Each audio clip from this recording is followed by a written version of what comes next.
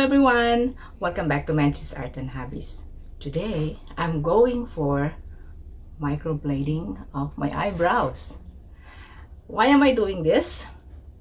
For some reasons. First of all, it will save me time and money in preparing my eyebrows because I usually shape it and fill it with eyebrow pencil. So if it's microbladed, no more eyebrow pencil.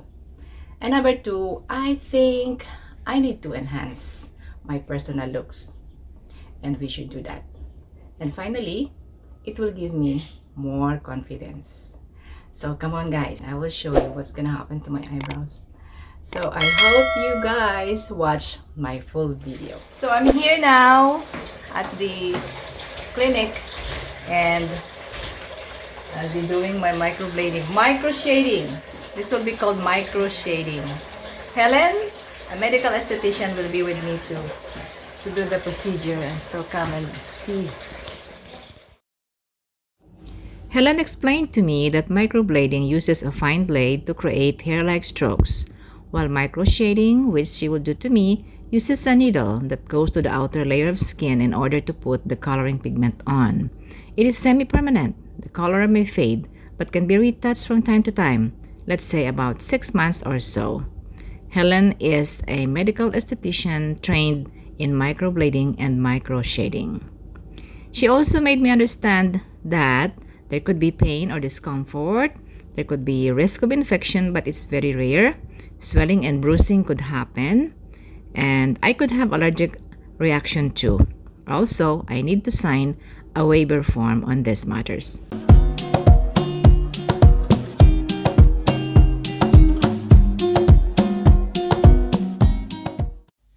First part is the mapping or drawing of the shape and size of my brows.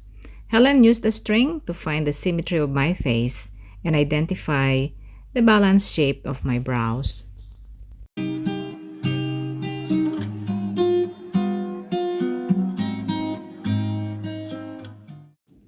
As Helen prepares her needle tools, I was anxiously preparing myself for the next coming moments.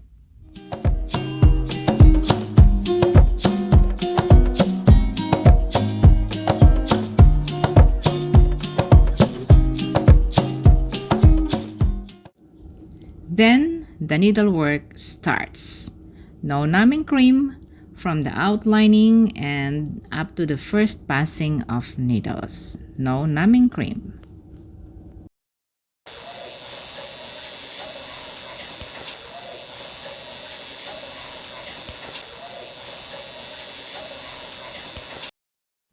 Is there pain? Well, yes, but just a mild, tolerable sting-like sensation. Very tolerable, not a big pain at all.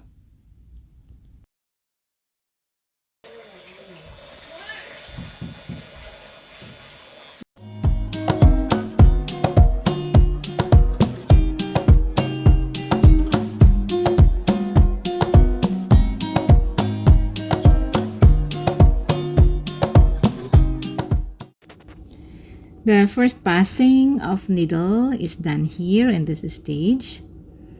Oh, I'm so excited to see the result. And there it is. As you can see, some ink are now added to my brows, which to me is very inspiring because I know that it is working on me.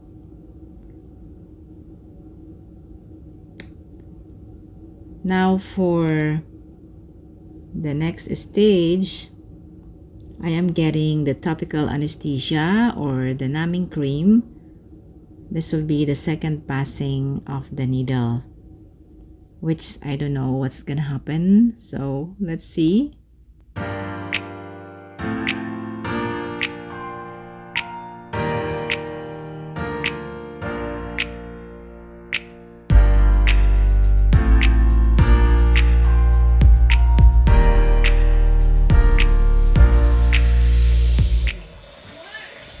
On the second passing, more ink was added. I could feel the needlework was more intense this time, but with the numbing cream that Helen put, the pain is not much, just maybe a little bit more than the first passing. It's still tolerable. The result keeps getting better. While my left brow is more sensitive, it had some bleeding, according to Helen, though I did not see it. So it means less ink will be absorbed there.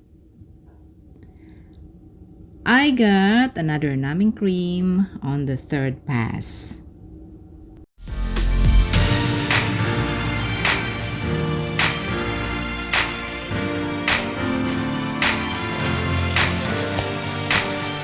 So this is the third pass and final. A topical antibiotics, polysporin, was applied to my brows to prevent infection and for faster healing as well. I cannot wash my brows for 3 days. Avoid rubbing it. Avoid scratching it.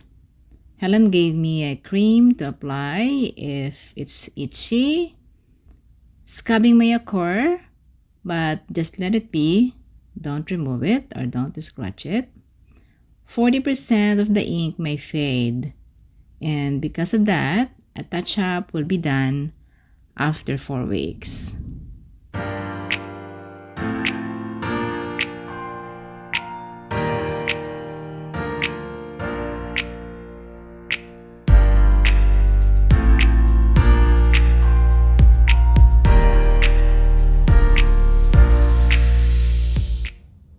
So these are my brows now, 4 hours after the procedure of the microshading.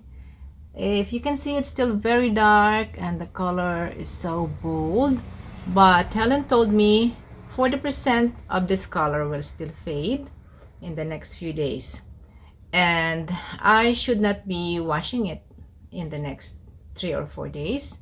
Just let it stay. It has polysporin anti-infection, so it will be okay. Because the colors will be fading, I have to do a touch-up 1 month after, 4 weeks after. So I have to go back to Helen for the touch-up. There will be some patches or areas where there are light colors. She has to fill in them again. So I think I'm okay right now. It's a little bit shiny, well, because of the polysporin, but anyway, I feel good now. I feel better. No more pain. There was a little pain while the procedure was going on, but now I'm okay. So I will show you the day-by-day care and the day-by-day looks of it, and also the touch-up. So thank you very much, guys, for watching, and I hope you enjoyed my journey into my microblading or microshading. Thank you, and bye-bye.